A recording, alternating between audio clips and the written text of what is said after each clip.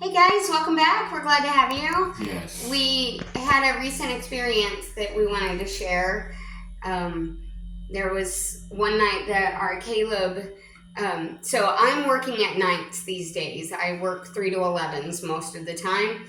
And so Daddy is home with Caleb and Rachel to help, and he puts Caleb to bed. There was this one night that stuff was happening. So he was, I put him to bed for school. It's a Sunday night, we'll get a Monday morning.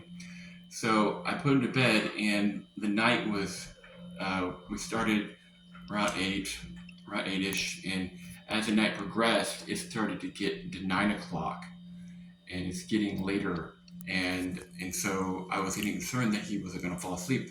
But I had noticed that he farted a couple times.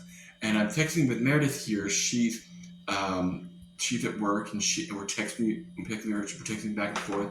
And I made the note that he had farted, and then she texts back, "It's an upset stomach. Give him Pepto." And I was like, "Okay, that could be it. I'll give it a shot." And so I ran into the kitchen, got some Pepto. I get some Pepto, and 45 minutes later, he's asleep. Caleb took the Pepto without any problem. No any problems.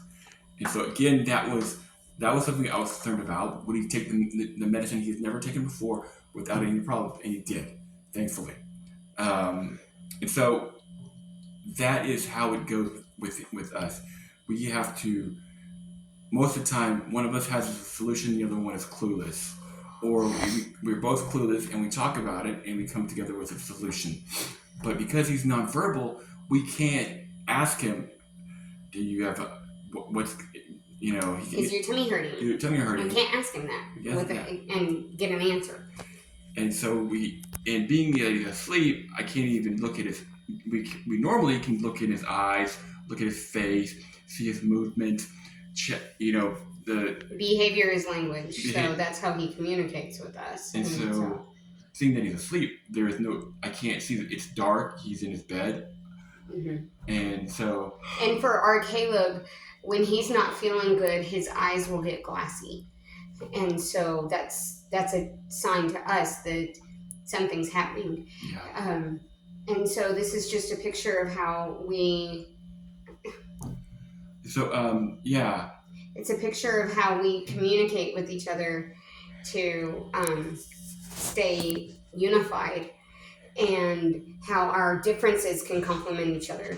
And that night we were really grateful that I wasn't overly busy, and I was able to respond to the messages from Jeremy quickly, because there are times when I'm overly busy at work and I can't respond.